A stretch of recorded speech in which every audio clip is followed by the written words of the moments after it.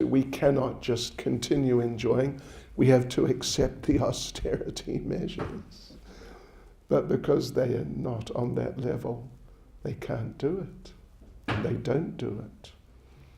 So yeah, this is Kali Yuga. And Prabhupada says here, the Vedic way of life does not allow any person to become like a monkey or a dog. There is discipline in terms of way of life. I don't know if I mentioned it here. I mentioned it somewhere recently. I visit Russia, and the devotees have told me that in the communist times, you were not allowed to not work. You were not allowed to be unemployed. Even if you had money, you had to work. And if you didn't have a job for a month, they said it was usually like a month, somehow or other, you lost your job or something, the police would be there, the police. Why are you not working? And they would take you away to the working department and you'd be placed. Yes. And anyway, of course, it's another subject, but so many people in Russia, including many devotees, say it was much better in the communist times. Life was much better. People were much happier. The law and order, there was practically no crime. Practically no crime. And everybody had a job. Everybody had a place to live. There was food for everyone. And everything was free. And the people were much happier. Anyway, Hare Krishna, that's another story, isn't it? So, but yes, so the thing is, the first step, according to the verse, is the fall down from Varnashram. That's the first step. Fall down from Varnashram based on the desire to enjoy more. Initially from the Brahmins. First the Brahmins fell. And because the Brahmins were not giving proper leadership, everybody else fell. Because without that leadership, the others, the Kshatriyas, and what to speak of the Vaishyas, and really what to speak of the Sudras, they're not capable of organizing their way of life properly themselves. They need the Brahmins. So, yeah, the rot began at the top. Yeah. So, but it's also very interesting. Prabhupada makes the point here. The third use, as far as I can see, of the word, oh no, it's not systematically, it's scientifically actually. Okay, so it's now scientifically. Prabhupada says the qualitative, he uses the term caste system.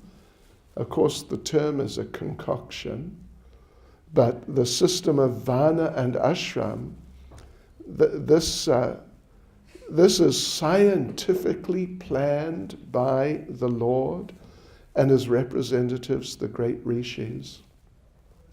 And of course, the interesting point in that regard is that even though Varnashram as a real institution, practical system, which is just, under which everything is working, but despite the fact that that has fallen down so drastically, but still we find that there are people who are just intellectually inclined, kind of somewhat Brahminically inclined. There are just people who are administratively or militarily inclined. And there's definitely people who are into business and agriculture. There's quite a lot of them. And there's definitely really a lot, the majority, who are just simple people who can just work and that's it. even though they're not maintaining the real standards of those orders of life. And what to speak of that? There's sort of a student category of people, then there's a household category, then there's a retired category. It's here. Why? Because human nature is arranged by the Supreme Personality of Godhead. The human species is structured, 2 eyes, 2 ears, 1 nose. This is structuring.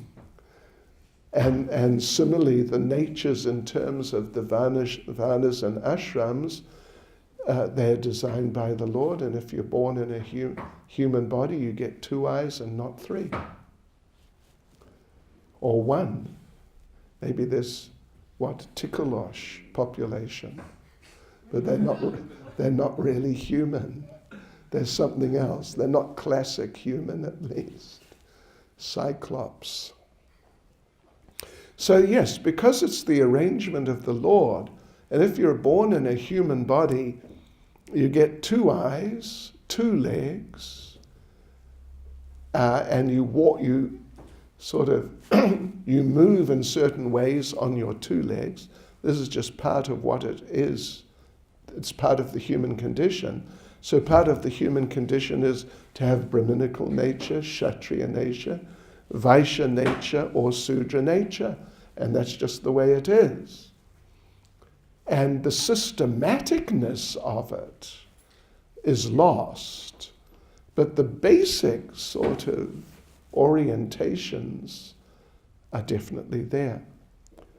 But because of the systematicness of it all having been lost, everything's fallen to pieces. And now, Jayate Varna Sankara, welcome to Kali Yuga, population of the monkeys and dogs. Hare Krishna. Any comment or question? Yes, Prabhu. You're making the point that the rot started with the Brahmins. Yes. Didn't Prabhupada say they'll come to put the head back on the body? Something like that? What's that? Didn't Srila Prabhupada say he's come to put the head back on the body? Yes. Yes. Definitely, to create a Brahminical order who will actually be capable of doing like that. Some of our senior devotees have said that you can't find Brahmins anywhere except in ISKCON. Well, I don't know if that's 100% true or accurate, but certainly ISKCON is meant for, of course it's meant for making the whole world Krishna conscious, but like such a foundational part of that is to create a class of Brahmins. Not everyone who comes to ISKCON may become a Brahmin, because old habits die hard, but definitely some do, and it can be done, and more must, and as it all develops like that, ISKCON will have greater influence. Yeah. Do you think that's the way that Varnashram will be introduced, then, that within ISKCON the Brahmins will rise and naturally everything will follow? I would say yes. It has to be like that, because without that, the others won't be able to manage themselves and their own sort of standards, what they should do, unless there's Brahmins to direct them.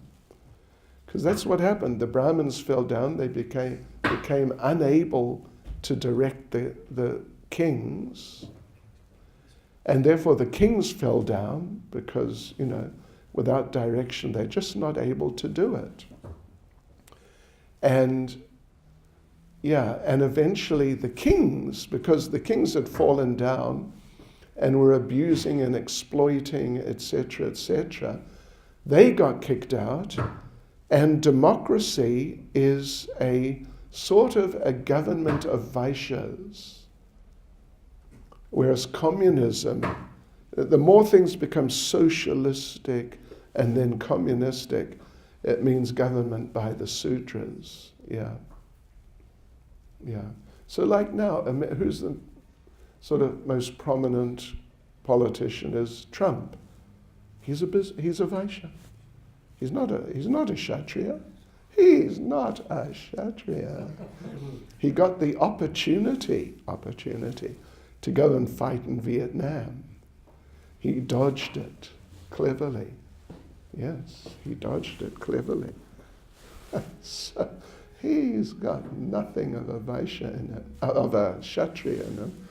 He's like heavy Vaishya with many Sudra overtones. Yeah. Yes. You mentioned that Brahmins shouldn't have an income. Yeah. Looking at the Brahmin-initiated people within ISKCON, I would say that the majority of them are working. Do you have any comment on that? Yes, well, it's true, because it's a work in progress. It's a work in progress. And many of them, well, another interesting little related point is that, we were saying how, old habits die hard. And, we are not born in Brahminical families usually, at least us who are here right now. We're born in whatever types of families. And we have mixed natures. But through training and education, the Brahminical side of our nature has to be developed. And the lower sides definitely need to be reduced and removed. But the thing is, we have mixed natures.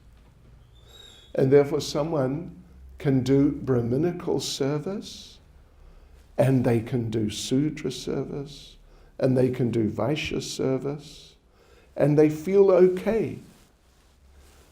Someone who's got strictly Brahminical nature, when it comes to Sudra work, it's going to be, they won't be comfortable, because they have that nature. It's deeply ingrained in their internal systems.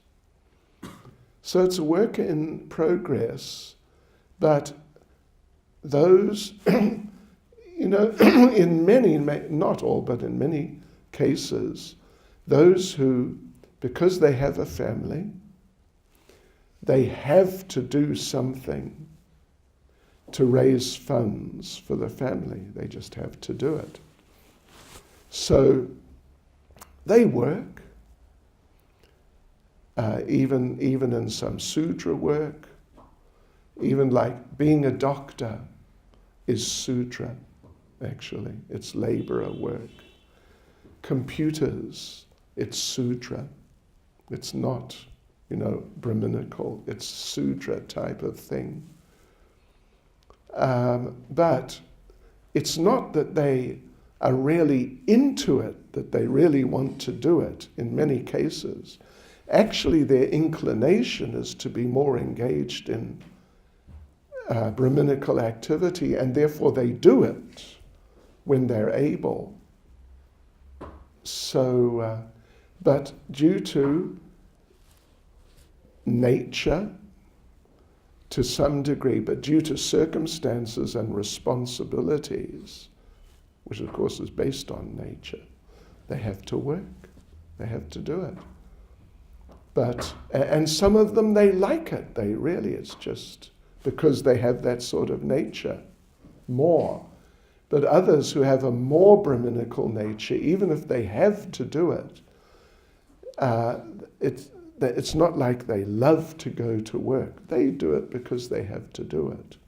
And when they get the opportunity, they do more Brahminical activity. So it's like that. Yeah.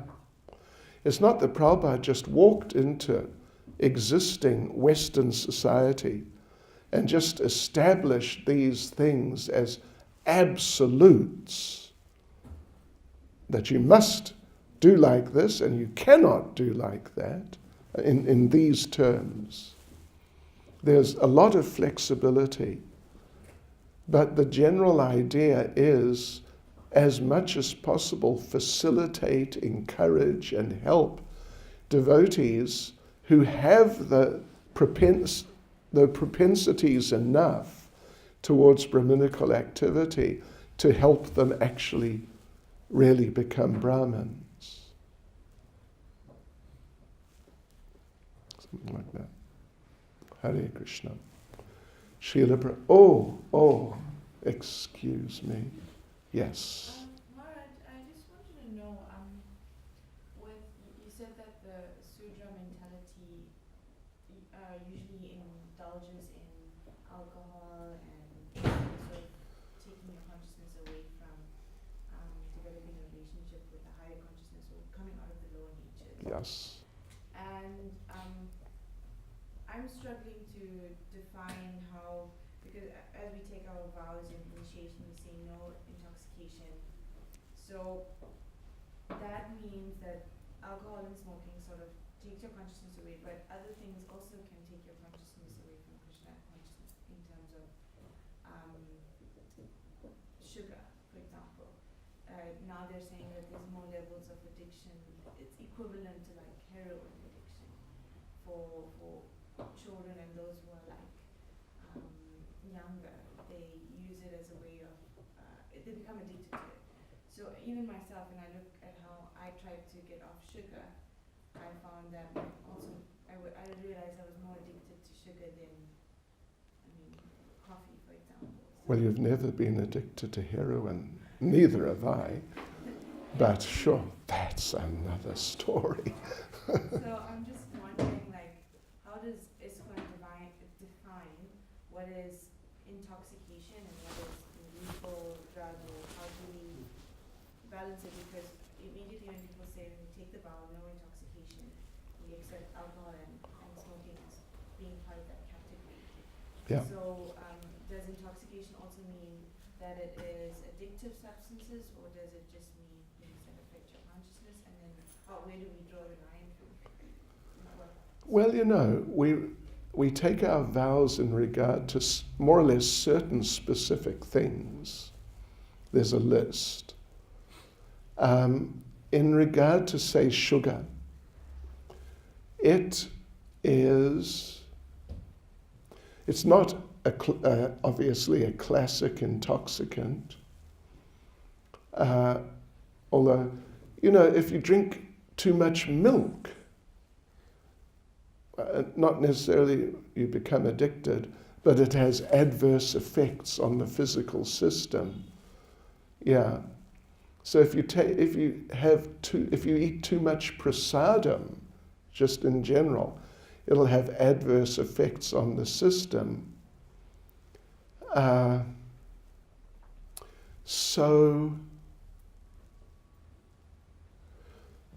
So therefore, one has to use intelligence and discrimination about everything, actually, pretty much everything. But sugar is not a classic intoxicant, although it stimulates, but everything stimulates. Everything stimulates the body. So, like for example, if a child or an adult has a sugar addiction or attraction or whatever you'd call it, then it needs to be regulated. But it's not a classic like tea and coffee. They're like classic traditional intoxicants. I wouldn't say, of course I don't know exactly, but I definitely wouldn't assume that in Vedic times, or even say Prabhupada himself as an individual, I wouldn't say that he or they were not aware that sugar has these effects. I don't think it's just now being discovered and it was never known before. But it wasn't taken, I guess, as seriously. Yeah. Like tea, whether in my early days, I used to drink a little tea. I was not a fan. Little coffee. I never really noticed any effect, to tell you the truth. And generally we don't drink Coca-Cola because of its caffeine sort of content. Due to certain extraordinary circumstances, I have sort of been unable to avoid drinking Coca-Cola on some occasions. I won't go into the details, along with Madhavi Prabhu. And I'll be frank, I didn't notice any effect, actually. I didn't notice any effect. Yeah. So I would, and it may be some people, they are more affected by sugar than others. Personally, I don't notice when I take sugar, I don't notice much of a sort of, other than the taste, much of a sort of physiological effect. So I think we should just use our intelligence and not take too much sugar. And if one has a child, or if oneself, one is, really affected by sugar, one should just be intelligent and just, regulate oneself. Something like that. But stay away from the classics, because people become addicted to tea. Yeah. Well, I've mentioned before, surely you've heard, in my early days as a devotee in England, we'd get arrested doing book distribution, and normally they'd let you go, but you have to come back and appear in court the next day. So you come back a bit early and you have to go into the back, and where all the people are waiting to appear in front of the magistrate. And, it's a kind of a place of low lifes, more or less. You get some really, not good people there. And because it's that sort of place, the sort of the do-gooders, they have all sorts of advertisements. You've got an alcohol problem, Alcoholics Anonymous. Gambling problem, Gamblers Anonymous. Smoking problem, all these things. And tea drinking problem, Tea Drinkers Anonymous. Yeah, it's there. I saw it many times because I was arrested many times. Yeah. Tea Drinkers Anonymous. And it, you got to Google it and just see what they say. But some people, they kind of destroy themselves, damage their bodies through addiction to tea. Yeah. I think that's enough for the time being on that. Srila Prabhupada ki. Hare Krishna.